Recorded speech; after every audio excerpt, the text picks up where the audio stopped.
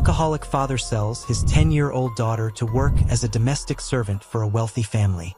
Years later, he encounters an elegant woman on the street and falls to his knees before her when he discovers that. Layla's small hands trembled as she cracked the last egg into the pan, carefully ensuring none of the shell fell in. At 10 years old, she had mastered the art of making breakfast without wasting a single ingredient. They couldn't afford waste anymore. From the living room, her father's heavy snoring continued, punctuated by occasional mumbles. Layla glanced at the clock, 6:45 a.m. She had exactly 15 minutes to wake him before he'd be late for work again. Last week's warning from his supervisor still echoed in her mind. One more late arrival, Connor, and you're done. The toast popped up, slightly burnt. Layla scraped it quickly over the sink, her movements practiced and efficient. The smell of coffee began filling their small kitchen, a scent that had become synonymous with her morning routine of trying to wake her father from his alcohol-induced slumber. "Dad," she called out softly, approaching the couch where Michael Connor lay sprawled, an empty bottle still clutched in his hand. "Dad, you need to get up." 6 months. It had been 6 months since Mom's funeral, and Layla still caught herself waiting to hear her mother's footsteps in the morning, expecting to feel her gentle hand brushing hair away from her face. Instead, she now played that role herself, trying to coax her father back to consciousness day after day. 5 more minutes, Michael grumbled, turning his face into the couch cushion. The bottle slipped from his grasp, rolling under the coffee table to join others from previous nights. Layla's throat tightened. "You can't have 5 minutes, Dad," Mr. Peterson said. "I know what Peterson said," Michael snapped, his bloodshot eyes suddenly open. The harshness in his voice made Layla step back instinctively, a movement that didn't go unnoticed by her father. His face softened immediately, shame replacing anger. "I'm sorry, sweetheart. I didn't mean to." "I made eggs," Layla interrupted, not wanting to hear another apology. They had become as routine as the breakfast she prepared. "And coffee's ready." Michael sat up slowly, his movements stiff and pained. Layla watched him press his palms against his temples, the familiar morning headache setting in. She'd already placed 2 aspirin next to his coffee cup, another part of their daily ritual. In the bathroom, Layla could hear the tap running as her father splashed water on his face. She quickly packed her school lunch, a single peanut butter sandwich and an apple she'd been saving. Her school uniform, washed by hand the night before, was still slightly damp where it hung near the radiator.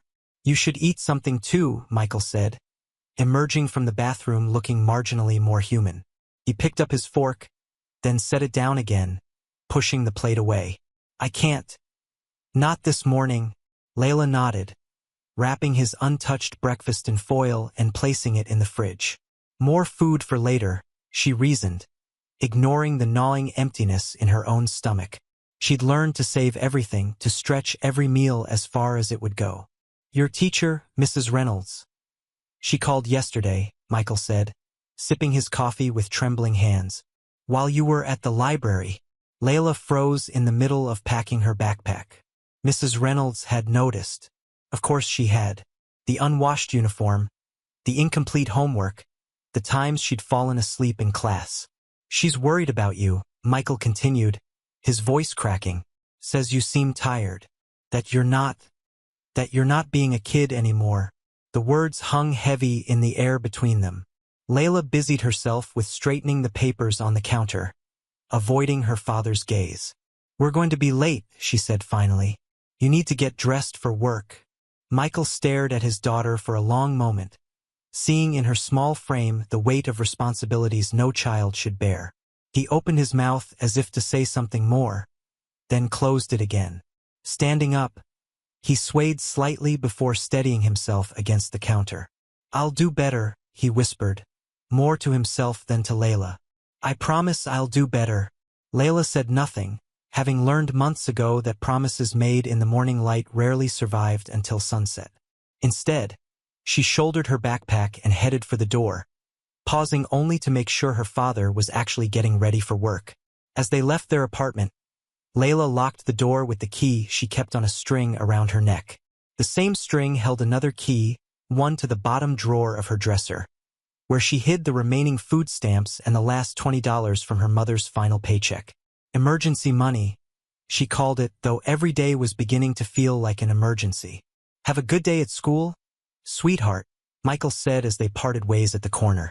Layla watched him walk toward the bus stop, his steps unsteady but determined. She counted in her head.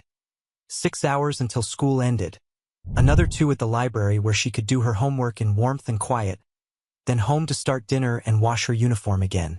One day at a time, just like Mom used to say.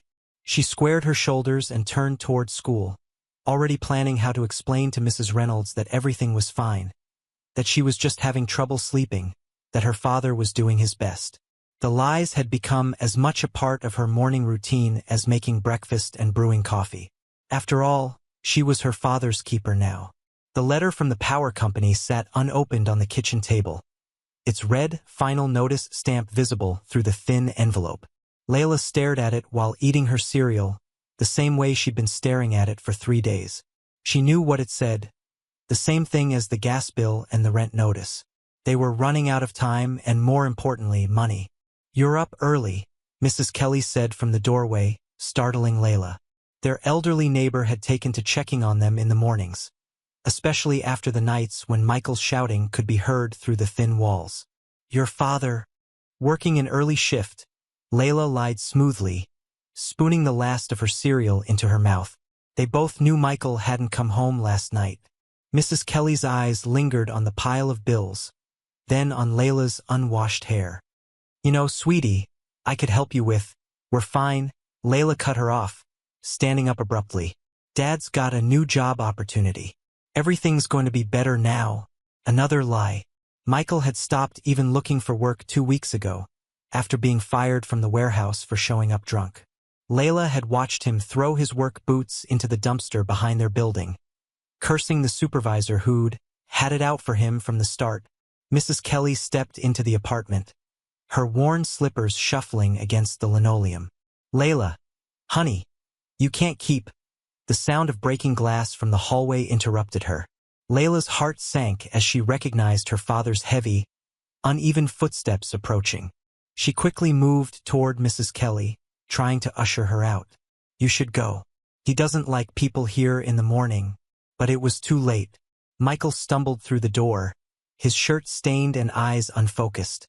He squinted at Mrs. Kelly, then at Layla, swaying slightly where he stood. "What's this?" he slurred. "Having a little morning social?" "I was just leaving," Mrs. Kelly said firmly, but she didn't move toward the door. Instead, she positioned herself slightly in front of Layla, a gesture that made Michael's face darken. "In my house," he continued as if she hadn't spoken, "talking about me, are you? Poor little Layla with her drunk daddy?" His voice rose with each word, the familiar edge of anger creeping in. Layla touched Mrs. Kelly's arm.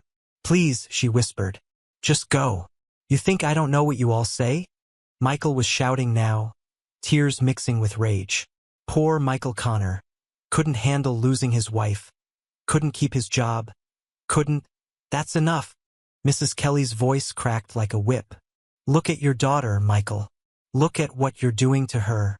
Michael's gaze shifted to Layla, and for a moment, clarity seemed to break through the alcoholic haze.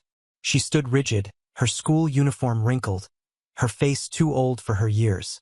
His expression crumpled. "Get out," he whispered to Mrs. Kelly. When she didn't move, he roared, "Get out."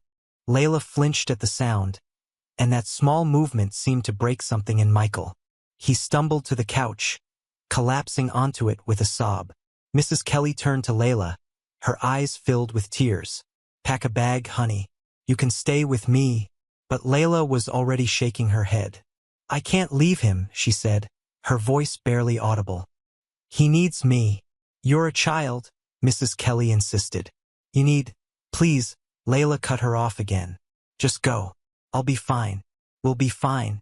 After Mrs. Kelly left, Layla moved quietly around the apartment, picking up empty bottles and straightening what she could. Michael's sobs had quieted to irregular breathing. He'd passed out again. She carefully removed his shoes and covered him with the threadbare blanket from the back of the couch. In her room, Layla pulled out the bottom drawer of her dresser and reached for her emergency money. $20 wouldn't cover any of the bills, but it might keep the power on if she could convince them to accept a partial payment. She'd learned that sometimes, if she cried while explaining about her mother's death, the utility workers would give them an extension. The school bell would be ringing soon, but for the first time, Layla didn't rush to get ready. Instead, she sat on her bed, holding her mother's old perfume bottle, the last one with any fragrance still clinging to it. She used to spray a tiny bit on her wrist on the hardest days, but now she just held it, afraid to waste the last traces of her mother's scent. A knock at the door made her jump. Through the thin walls, she could hear multiple voices in the hallway. Her heart began to race as she recognized one of them, the social worker who'd visited last month. Layla quickly shoved the perfume bottle and money back into the drawer. She grabbed her backpack, already formulating the explanations she'd need. Her father was sick, not drunk. The bills were paid, just lost in the mail. Everything was fine. Everything had to be fine because the alternative, losing her father, her home, the last pieces of her life with Mom, was unthinkable. As the knocking grew more insistent, Layla squared her shoulders and moved toward the door, ready to protect the only family she had left, even if it meant lying to the world, even if it meant lying to herself. Layla sat in the social worker's office, her feet dangling above the floor, watching her father sign papers with trembling hands. Miss Parker, with her neat suit and gentle smile, had been talking for nearly an hour about rehabilitation, support systems, and second chances. "This is a unique opportunity, Mr. Connor," Miss Parker said, sliding another form across her desk. "The state-funded program has an excellent success rate, and you'll be able to maintain custody of Layla while receiving treatment." Michael nodded repeatedly, his signature becoming steadier with each document. "I'll do anything," he kept saying, glancing at Layla. "Whatever it takes." Layla had heard these promises before, but something felt different this time. Maybe it was the way her father's hands shook from withdrawal rather than intoxication. Maybe it was the determined set of his jaw. Or maybe it was simply hope, desperate and dangerous, taking root in her heart again. The first week of the program brought changes. Michael attended daily meetings, coming home with colored chips and a nervous energy that he channeled into cleaning their apartment. Layla found him one evening attempting to cook dinner, burning it, but trying nonetheless. "We'll order pizza," he said, scraping blackened chicken into the trash. "Just this once. Tomorrow I'll do better." By the second week, Layla started finding notes in her lunch bag. Simple things. "Have a good day," or "You make me proud." She kept each one, tucking them into her mother's old jewelry box, afraid to trust their permanence but unable to throw them away. The third week marked the longest Michael had been sober since her mother's death. Layla's teacher commented on the improvement in her homework, the alertness in her eyes. Even Mrs. Kelly noticed, bringing over a casserole, just because rather than out of worry. "Your father's really trying this time," Mrs. Kelly said, watching Layla put the casserole in the fridge. "I saw him walking to his meeting yesterday. Head up, clean-shaven." Layla allowed herself to smile. "He's different now. He's like he used to be." That evening, Michael came home with news. "They're offering me my old job back," he announced. "At the warehouse. Peterson says if I can stay clean, I can start next month." They celebrated with ice cream, a luxury they hadn't afforded in months. Layla watched her father eat, noticing the color returning to his face, the clarity in his eyes. For the first time in forever, they talked about the future. Painting her room, maybe getting a cat, taking a trip to the beach next summer like they used to. The parent-teacher conference was scheduled for Friday. Michael pressed his one good shirt and practiced his talking points. Layla helped him prepare questions about her academics, her heart swelling with each small sign of his engagement in her life. They arrived at school early. Layla watched proudly as her father chatted with other parents. No trace of alcohol on his breath or shame in his posture. Mrs. Reynolds welcomed them warmly, spreading Layla's recent assignments across her desk. "Layla's shown remarkable improvement," Mrs. Reynolds began. "Her last test scores were..." The door burst open. Peterson from the warehouse stood there, red-faced and angry. "Connor, you didn't show for your screening test. Third time this week." Layla felt her world tilt. She turned to her father, praying to see confusion on his face, hoping for a mistake. Instead, she saw guilt, then anger, then the familiar mask of defensive pride. "You're not my boss yet, Peterson," Michael snarled, rising. The slight sway in his stance confirmed Layla's worst fears. "Dad," she whispered, "you promised." "Not now, Layla." The words came out harsh, slurred at the edges. Mrs. Reynolds stood. "Perhaps we should reschedule." "No need," Michael snapped. "We're done here." He grabbed Layla's arm, pulling her toward the door. She could smell it now. The vodka he'd hidden in water bottles, the lies he'd wrapped in temporary sobriety. In the hallway, Peterson blocked their path. "You need help, Connor. Real help. That girl deserves." Michael's fist connected with Peterson's jaw before he could finish. Layla screamed as both men fell, trading blows while teachers rushed to intervene.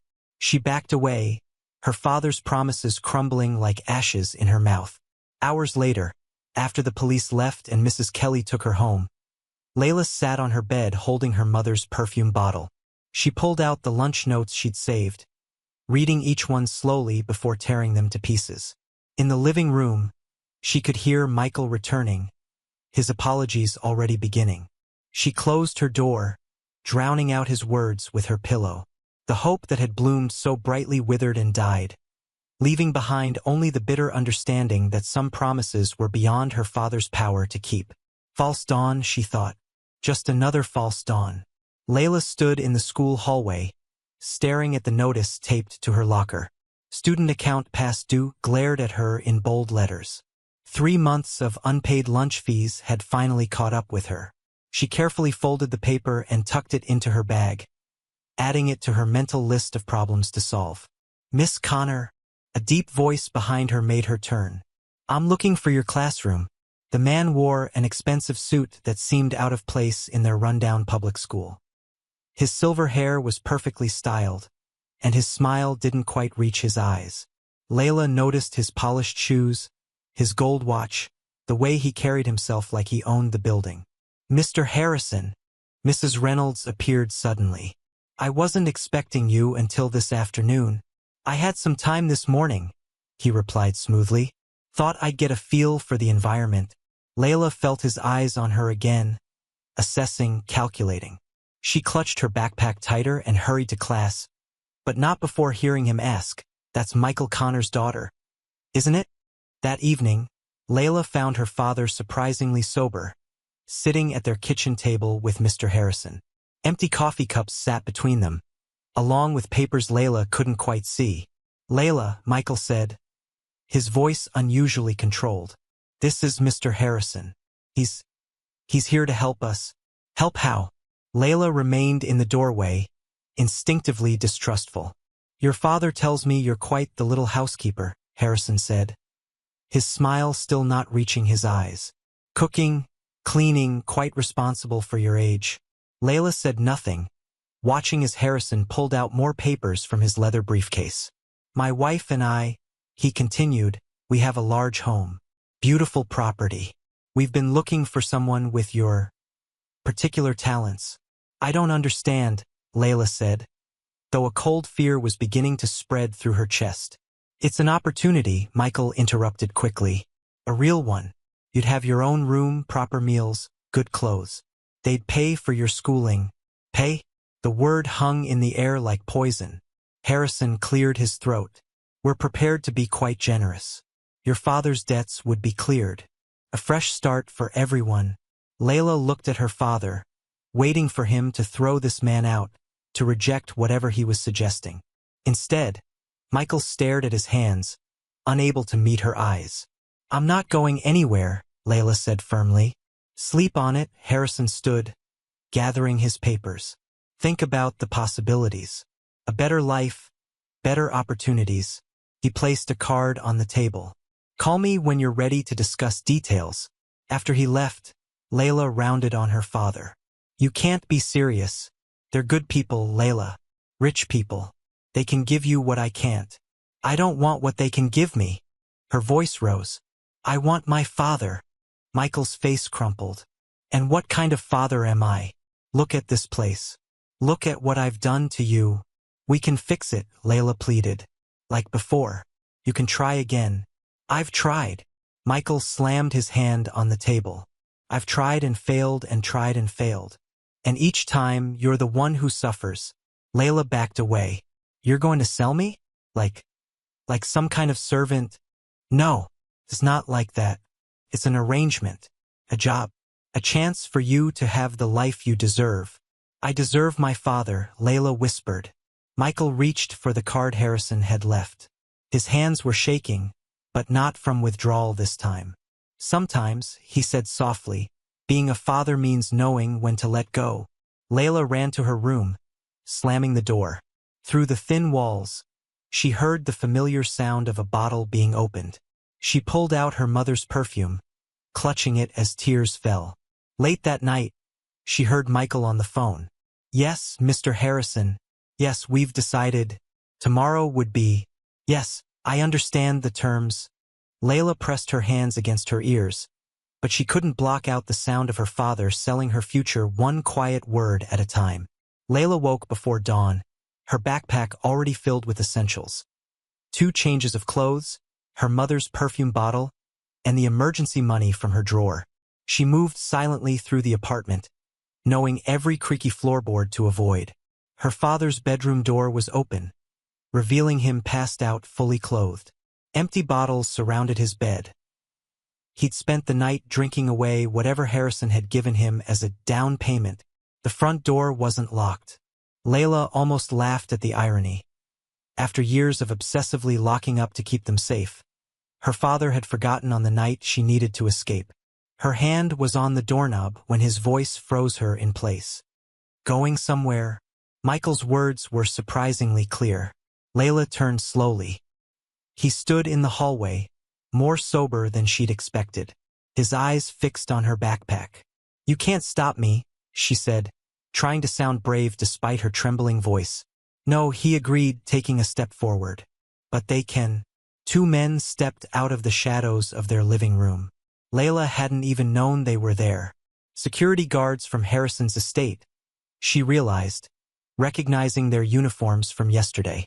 Mr. Harrison thought you might try something like this, one of them said kindly. It's okay. We're here to help with the transition. Help? Layla backed against the door. You're here to take me away. Layla, please, Michael moved closer. Don't make this harder. Harder. She laughed. A broken sound. Harder than selling your daughter? Harder than choosing alcohol over me? Harder than... Enough. Michael's shout made her flinch. He immediately softened his voice. This is for your own good. You'll understand someday. The guards moved with practiced efficiency. One blocked the door while the other approached Layla with gentle, professional movements. Let's get your things together properly. Mrs. Harrison has a room all ready for you. How long? Layla asked her father, not resisting as the guard took her backpack. How long have you been planning this? Michael couldn't meet her eyes. Harrison approached me weeks ago. He saw you helping at the school bake sale. Said you had a good work ethic. Said his wife needed. Weeks? The betrayal hit Layla like a physical blow. All those promises about getting better, about trying again. You were just stalling until you could get rid of me? No. I tried, Layla. I really tried. But this is better. They can give you everything I can't. I never asked for everything, Layla whispered. I just wanted you.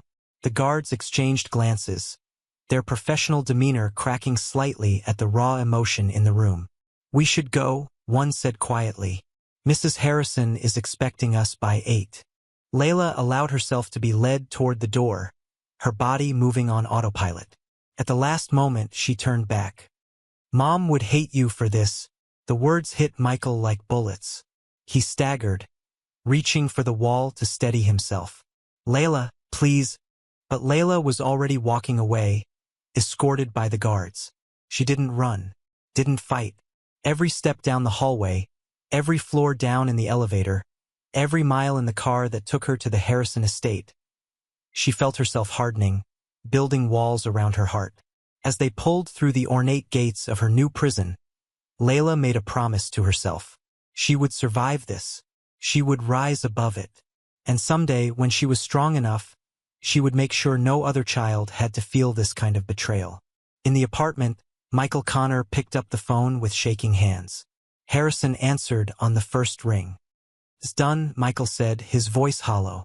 "The money will be transferred as discussed," Harrison replied smoothly. "You've made the right choice, Mr. Connor. She'll have a better life now."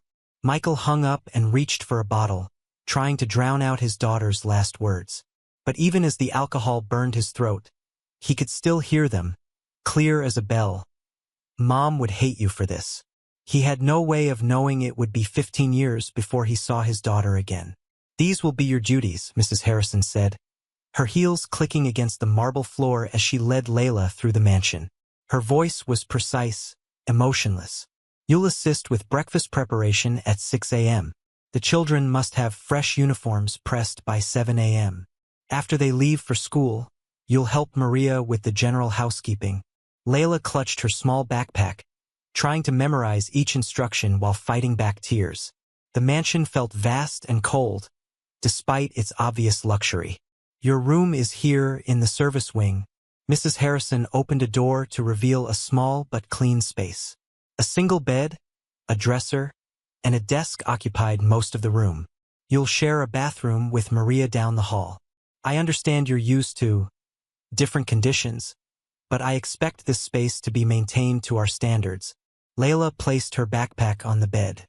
Through the small window, she could see the guards who had brought her pulling away in their dark car, taking with them her last connection to her old life. "Layla," Mrs. Harrison's voice sharpened. "Are you listening?" "Yes, ma'am." "Good. Now, about your education, you'll continue attending school. A driver will take you each morning after your duties are complete. I expect excellent grades.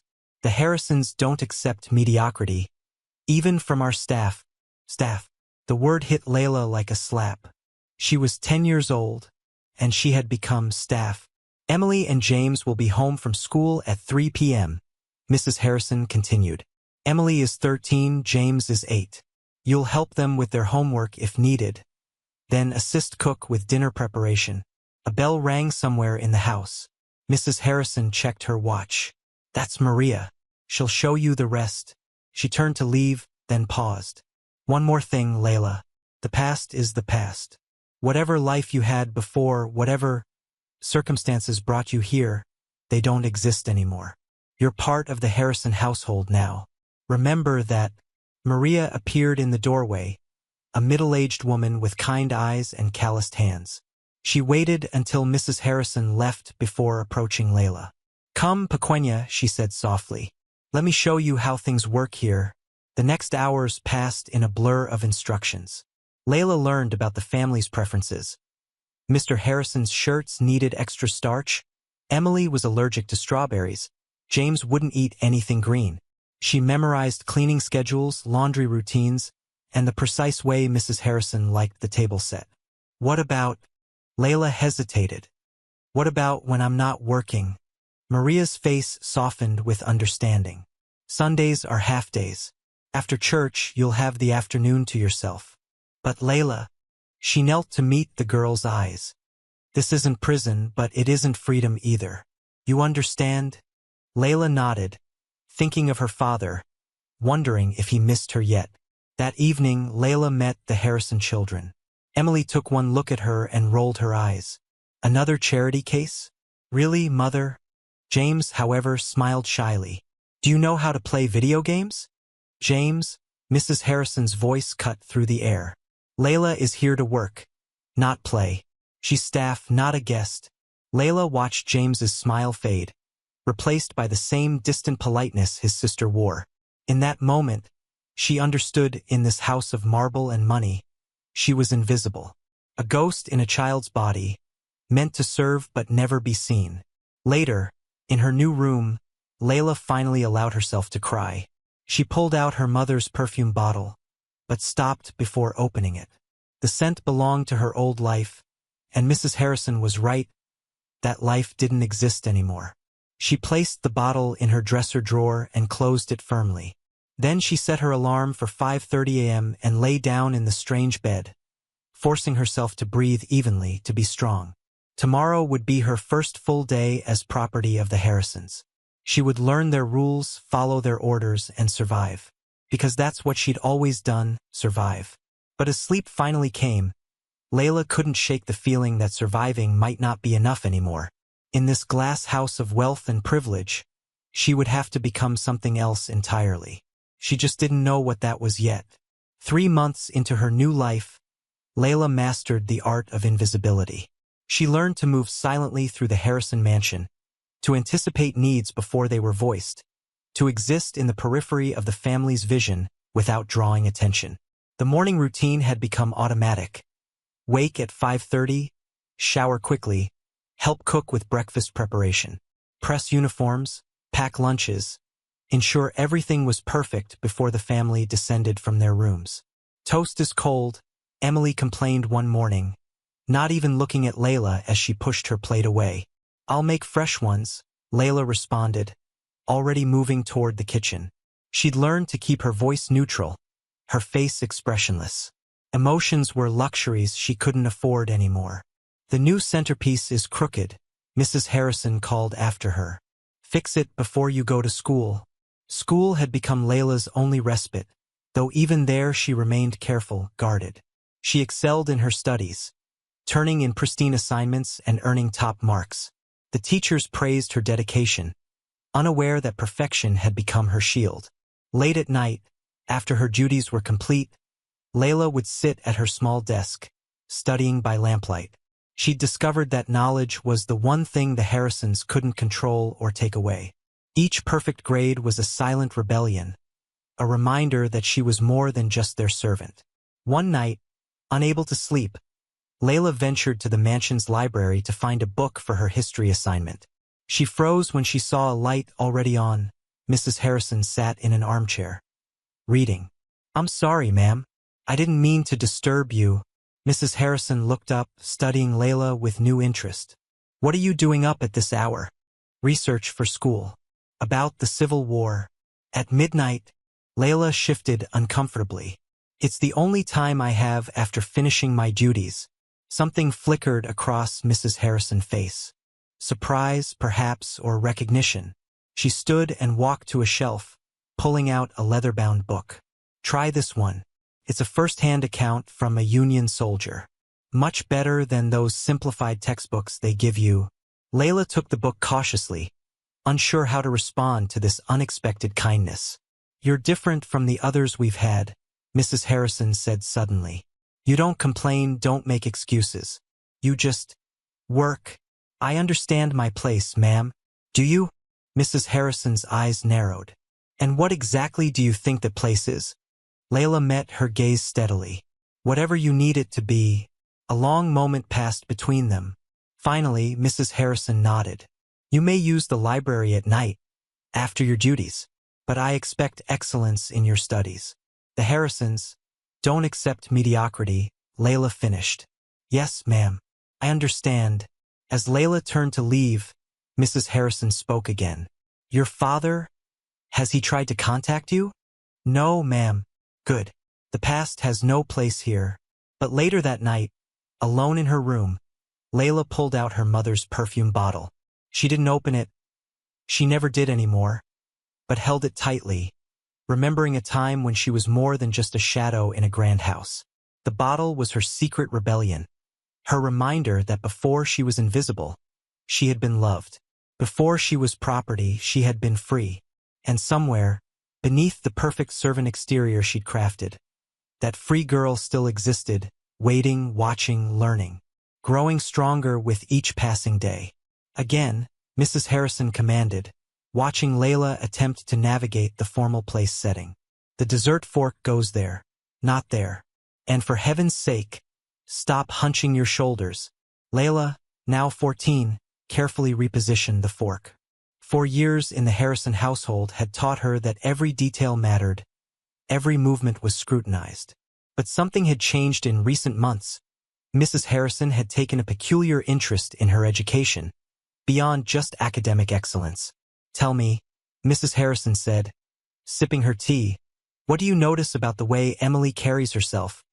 Layla glanced at the Harrison's daughter, who sat doing homework across the room. She keeps her chin lifted, back straight. Her movements are deliberate. And why is that important? It shows confidence. Status. Mrs. Harrison's lips curved slightly. You're learning. These lessons had begun unexpectedly after Layla's teacher had called to praise her exceptional academic performance. Mrs. Harrison had found her in the library that night, surrounded by books. Your intelligence is a tool, she had said. But it's not enough. In this world, presentation matters as much as knowledge. Now, months later, Layla found herself receiving a different kind of education after her regular duties. Proper etiquette, social graces, the unspoken rules of high society. Mrs. Harrison taught her everything, though never explaining why. Mrs. Harrison, Maria had warned one evening, she's not one of your charity projects. She's staff. She's an investment, Mrs. Harrison had replied, not knowing Layla could hear them. Raw material with potential. Today's lesson moved from place settings to posture. Walk to the window, Mrs. Harrison instructed. Now back. No, your steps are too short. Think of yourself as floating, not walking. Why are you teaching me these things? Layla finally asked. Mrs. Harrison studied her for a long moment. Because you remind me of myself at your age. Determined, observant, hungry for more than life has given you. You weren't born wealthy? No. I married into this world. And I learned, as you're learning now, that class isn't just about money. It's about carrying yourself as though you deserve to be wherever you are. A sharp knock interrupted them. Mr. Harrison entered, his face grim. A call from the hospital, he said to his wife. Michael Connor was admitted. Alcohol poisoning. Layla's hands trembled slightly, but she kept her posture perfect, her face composed. Exactly as Mrs. Harrison had taught her. Does this concern you? Mrs. Harrison asked carefully. No, ma'am, Layla replied, though her heart raced. The past has no place here. Mrs. Harrison nodded approvingly. Good. Now, let's work on your dinner conversation skills. In this world, Layla, what you say is often less important than how you say it. That night, Layla lay awake, thinking about her father in the hospital. For years, and he'd never once tried to contact her. For years of building a new version of herself, learning to navigate this world of wealth and privilege. She touched her mother's perfume bottle, hidden beneath her pillow. The original scent had long faded, but she kept it as a reminder not of who she was, but of who she refused to become. She wouldn't end up like her father, destroyed by weakness. Nor would she become entirely like Mrs. Harrison, whose kindness always served a purpose. No, Layla would become something else entirely. She would take Mrs. Harrison's lessons, her father's failures, her mother's memory, and forge them into armor. She would learn not just to survive in this world, but to master it. And someday she would rewrite the rules of her own story. At 16, Layla stood before her mirror, adjusting her school uniform with practiced precision. She'd grown taller, her features sharpening from child to young woman. But it was her eyes that had changed the most, calculating, observant, never missing a detail. The Stanford representative is visiting today, Emily complained at breakfast, pushing her eggs around.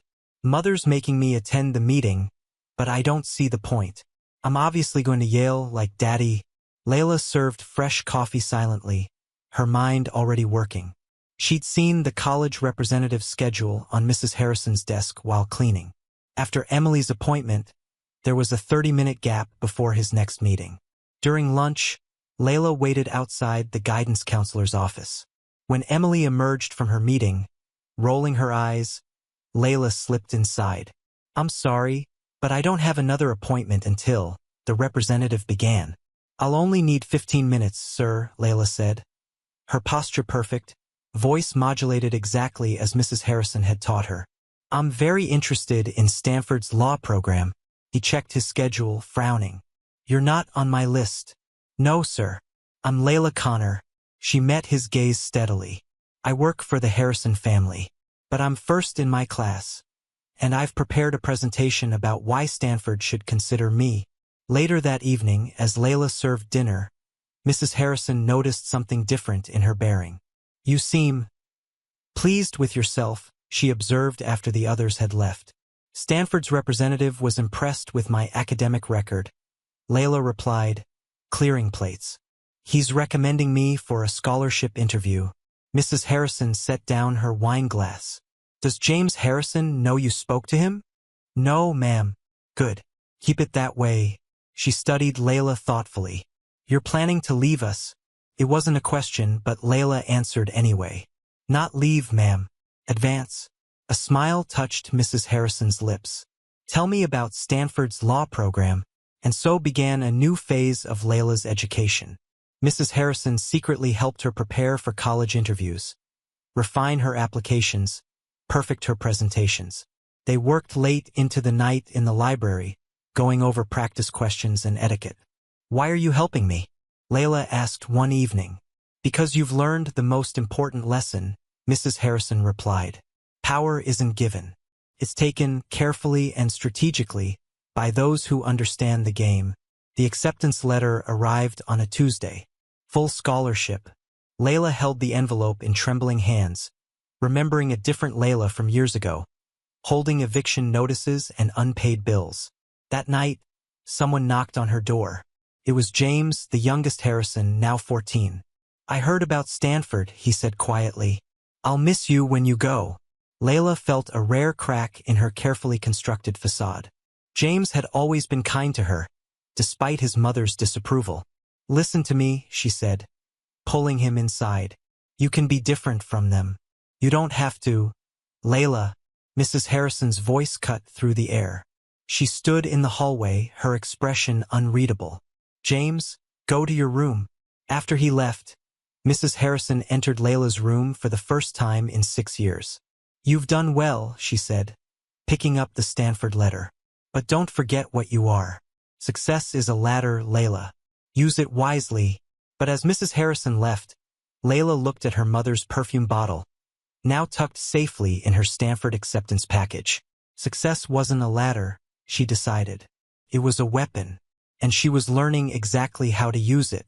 This isn't charity, Mrs. Harrison said, signing the final scholarship recommendation.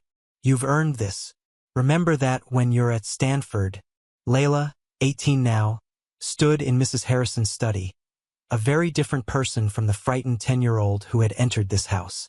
Her transformation was evident in every graceful movement, every carefully chosen word. The Harrisons will remain as my reference, Layla confirmed, her voice carrying the polished accent she'd adopted over the years. And I'll return during breaks to maintain my duties. No. Mrs. Harrison's response was sharp. When you leave for Stanford, you leave this life behind completely. I didn't spend 8 years polishing you to have you return as a maid. Layla felt a flicker of surprise crack through her composed facade. I don't understand. Yes, you do. Mrs. Harrison stood, crossing to the window. You're my greatest project, Layla. My masterpiece. I took a broken little girl and sculpted her into someone who can succeed in my world. Going backward isn't an option. A knock interrupted them. Emily burst in, her face flushed with anger. Mother, I just heard the most ridiculous rumor. They're saying Layla got into Stanford with a full scholarship. That's impossible. She's a servant. Mrs. Harrison's voice turned to ice. Close the door, Emily. But mother, now. Once Emily left, Mrs. Harrison turned back to Layla. That's your first test. How do you handle her? I don't, Layla replied smoothly. Emily's reaction is beneath my notice. Success is my only response. Perfect, Mrs. Harrison smiled. Now, about your father. He's in the hospital again, Layla interrupted. Liver failure this time. I saw the report on Mr. Harrison's desk. Will you visit him? Layla kept her face carefully neutral. Would you? No. But I'm not you, aren't I? Layla met her mentor's gaze. You've spent 8 years teaching me to be exactly like you. Mrs. Harrison's expression softened slightly. No, Layla. I taught you to be better than me. I married into this world. You're going to conquer it. Later that night, Layla packed her small bag. 8 years of service had left her with few possessions, but each one was carefully chosen. Her mother's perfume bottle, now wrapped in her Stanford acceptance letter. A small notebook filled with Mrs. Harrison's lessons. A photo of James, the only Harrison who had treated her like a person. Maria found her in the kitchen, memorizing one last time the house she'd served for so long. You're really leaving us, Pequena? The old housekeeper's eyes were wet. I have to. Layla hugged her, allowing herself this one emotional indulgence. But I'll never forget who helped me survive here. You did more than survive, Maria said proudly. You bloomed, like a flower through concrete. As Layla prepared for bed one final time in her small room, she heard raised voices from Mr. Harrison's study. She's staff, Emily was shouting. You can't just turn her into one of us. She was never just staff, Mrs. Harrison replied calmly. She was an investment. And now that investment is about to pay off. Layla smiled to herself, thinking of her father's choice 8 years ago. He had sold her into servitude, thinking he was giving her a better life. He never imagined that his broken little girl would learn to play the game better than her masters. Tomorrow she would leave for Stanford. She would step into a new world, carrying with her the lessons of the old one. Mrs. Harrison had taught her well about power, about class, about turning disadvantages into weapons. But Layla had learned something else, something Mrs. Harrison never intended. How to wait, how to plan, how to transform rage into ambition. The chrysalis was finally breaking, and what would emerge was neither servant nor socialite, but something entirely new, something unstoppable. The autumn morning in Boston wrapped the city in crisp air and golden light. Layla Connor, now 25, exited the prestigious law firm where she'd recently made junior partner. Her Louboutin heels clicked against the pavement, her tailored suit a subtle display of the power she'd acquired. A disheveled man was sweeping the sidewalk outside the building. Layla barely noticed him. She'd learned long ago to look past such people, just as others had once looked past her. But something made her pause. A familiar movement, perhaps, or the way he hunched his shoulders against the world. The man looked up, and 15 years of carefully constructed walls trembled. Michael Connor dropped his broom, his weathered face draining of color. For a moment, they both stood frozen, the busy Boston street flowing around them like a river around stones. Layla? His voice cracked on her name. My God! Layla? She watched him fall to his knees, his body racked with sobs. Her first instinct was to keep walking, to treat him as she'd been treated, like someone beneath her notice. Mrs. Harrison would have approved of such a response. But Layla wasn't Mrs. Harrison. Get up, she said quietly, her voice carrying the authority of someone used to being obeyed. Not here. Not like this. Michael struggled to his feet, his hands trembling. He looked older than his years, his face mapped with the consequences of his choices. But his eyes were clear, sober. How long? Layla asked, gesturing to his maintenance uniform. 2 years with the cleaning company. 2 years sober too. He couldn't stop staring at her. You look like your mother. The comparison hit her harder than she expected. She'd spent so long modeling herself after Mrs. Harrison. She'd almost forgotten her mother's gentle strength. There's a coffee shop around the corner, Layla said, checking her watch. I have 15 minutes. They sat in a quiet booth, Michael's calloused hands wrapped around a coffee cup, Layla's manicured fingers tapping against her untouched espresso. I've imagined this moment, Michael said, 1,000 times. The things I'd say, and now I can't find the words. He looked down at his hands. How do you apologize for selling your child? Layla's practiced composure wavered slightly. You don't. What they did to you, making you work like that. They didn't do anything to me, Layla interrupted. They gave me exactly what you sold me for: food, shelter, education. Everything else I took for myself. Michael flinched at her cold tone. Layla, please. If you could understand how desperate I was. I understood desperation at 10 years old, she replied. I understood it every morning I made your breakfast. Every night I washed your clothes. Every time I lied to protect you. The difference is, I didn't use it as an excuse.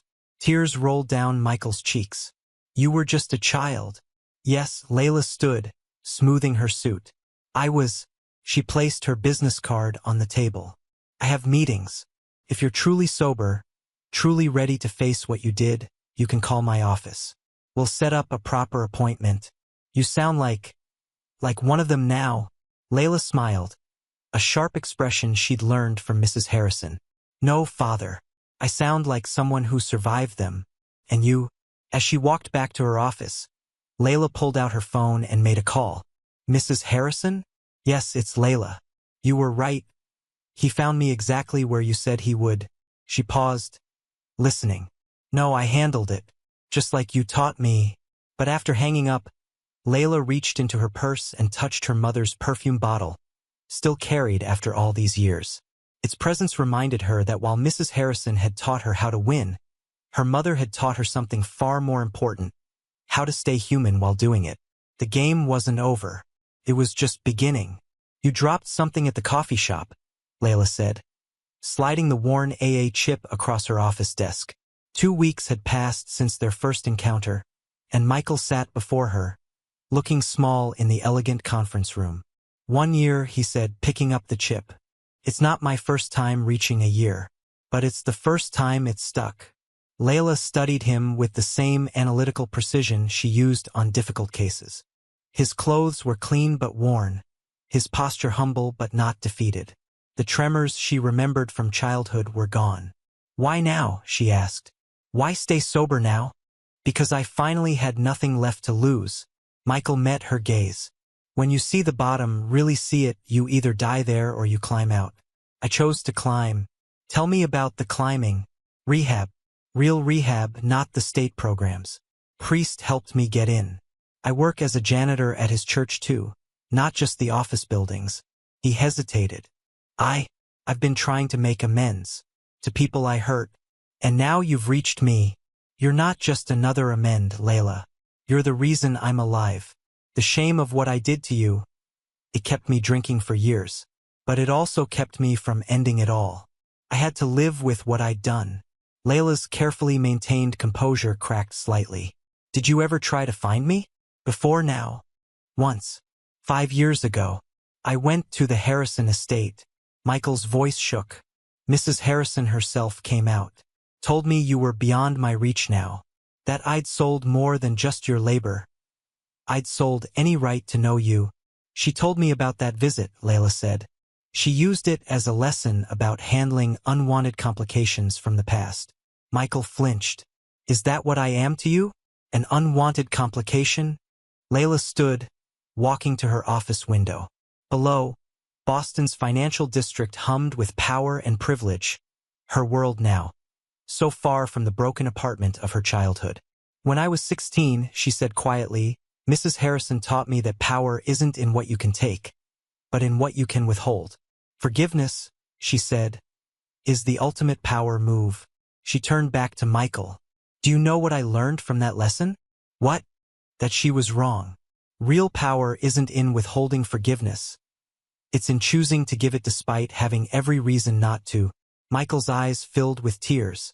I don't deserve forgiveness. No, you don't. Layla sat back down.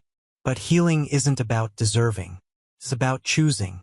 And I'm tired of letting what you did define who I am. She pulled out her mother's perfume bottle, her one constant through all the years. Mom would want me to find peace. Not for you, but for myself. Catherine always was the strong one, Michael whispered, recognizing the bottle. You have her strength? No, Layla replied. I have my own. She opened her calendar. I have dinner meetings every Thursday with potential clients. Next week, you'll join me. We'll talk. Really talk. About everything. I can't afford, you're not paying.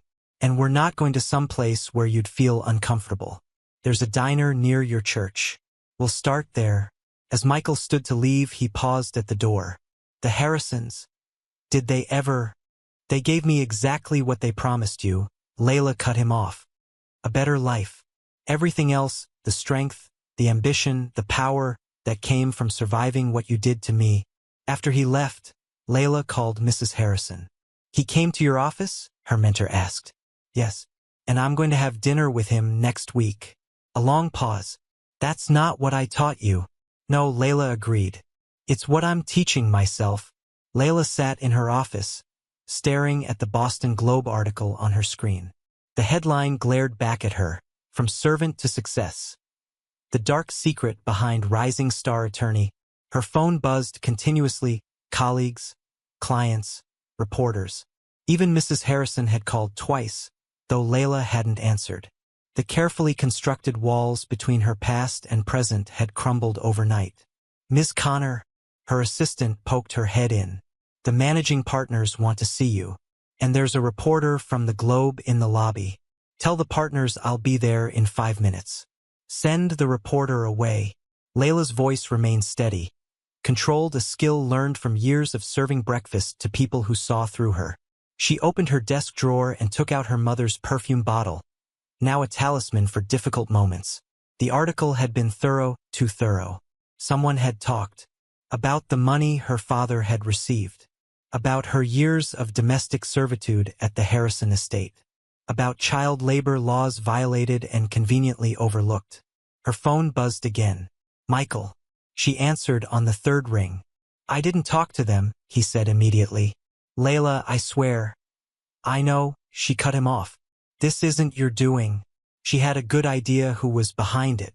Emily Harrison had never accepted her rise from servant to equal. Now, with Layla's firm handling a case against one of the Harrisons' business interests, the timing was too perfect to be coincidental. The partners were surprisingly supportive, seeing the potential PR value in her story. American Dream, they called it. Pulling yourself up by your bootstraps. They wanted her to do interviews, become the face of the firm's commitment to diversity and opportunity. But it was Mrs. Harrison's reaction that surprised her most. You're handling this wrong, her former mentor said when Layla finally returned her call. Stop hiding. Own the story. It's not a story, Layla replied. It's my life. Everything is a story, Layla. I taught you that. The only question is who gets to tell it. Later that day, as Layla prepared for a press conference, she received another call from James Harrison. I'm sorry, he said. I tried to stop Emily when I found out what she was planning. But you know how she is. It's fine, James. Some secrets aren't meant to stay buried forever. Mother's furious with her. Says Emily never learned the most important lesson. That true power isn't in exposing secrets, but in knowing when to keep them. Layla smiled slightly. Your mother's lessons always did have layers. Standing before the press, Layla felt strangely calm. She looked out at the sea of cameras and saw another opportunity, not just for herself, but for every child failed by the system. Yes, I was sold into domestic servitude at age 10, she began. Yes, I worked as a servant for one of Boston's wealthiest families. And yes, I rose from that position to become who I am today. But this isn't a story about triumph over adversity. It's a story about a system that allows children to be traded like commodities, about privilege that turns a blind eye to exploitation, and about the changes we need to make. As she spoke, Layla felt herself transforming once again. Not into someone new, but into someone complete, integrating all the parts of herself she'd kept separated for so long. The scared little girl making breakfast for her alcoholic father. The silent servant learning power by watching those who wielded it. The ambitious student turning pain into determination. The successful attorney using her position to effect change. They were all her, all part of a story she was finally ready to tell. On her own terms. Layla sat in Mrs. Harrison's study, the same room where 8 years ago she'd received her path to Stanford. But now, she wasn't the polished protege seeking approval. She was an equal, facing a reckoning long overdue. You knew, Layla said quietly. When my father sold me to you, you knew exactly what you were doing. Mrs. Harrison set down her tea. I saw potential. Raw, unformed. But there. I was 10 years old. Yes, Mrs. Harrison's mask slipped slightly. A child serving children barely older than herself. Even then, I knew it was Complicated. Complicated. Layla's laugh held no humor. You turned a blind eye to child labor. You made me work for my basic needs. I gave you an education, not just in books but in power, in survival. Mrs. Harrison leaned forward. Look at yourself, Layla. Look at what you've become. Is that supposed to justify it? No. Mrs. Harrison stood, moving to the window where she'd once watched a young Layla learn to walk with grace. What we did was wrong. What I did was wrong. But you and I both know this isn't about justice. It's about acknowledgement. Layla felt tears threatening but held them back. You treated me like a project, an investment, because that was the only way I could justify it to myself. Mrs. Harrison turned, her composure cracking. If I'd let myself see you as a child, if I'd truly faced what we were doing, you would have had to stop. Layla finished. You would have had to face your own complicity. Yes, the admission hung between them, but I also would have lost the chance to shape you into someone who could fight back. Someone who could change things. Layla stood, touching her mother's perfume bottle in her pocket.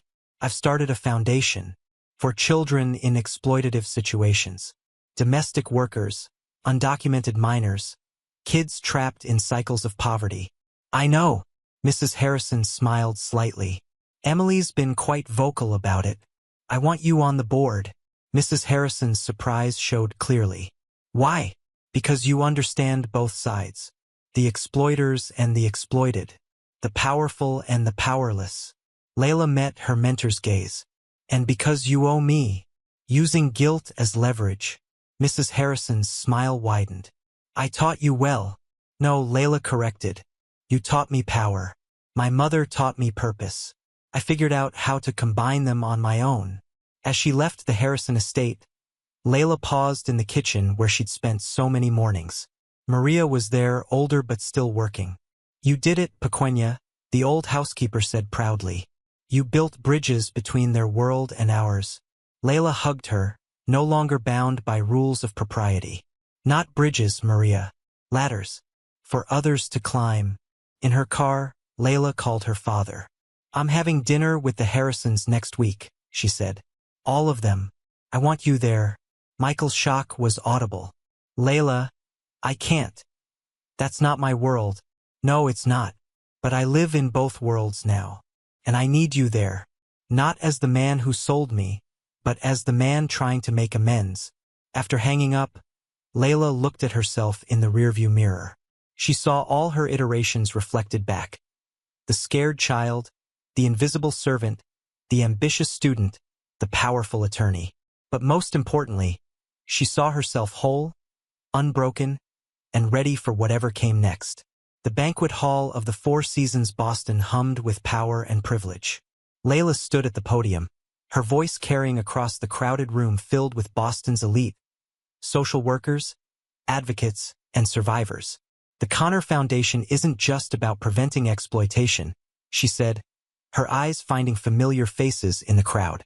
It's about recognizing that every child deserves more than survival. They deserve the chance to thrive. Michael sat in the back, uncomfortable in his borrowed suit but sitting straight, his 2-year sobriety chip in his pocket. Next to him, Mrs. Harrison maintained her usual poise, though her eyes held an unusual brightness as she watched her former project become something more than even she had envisioned.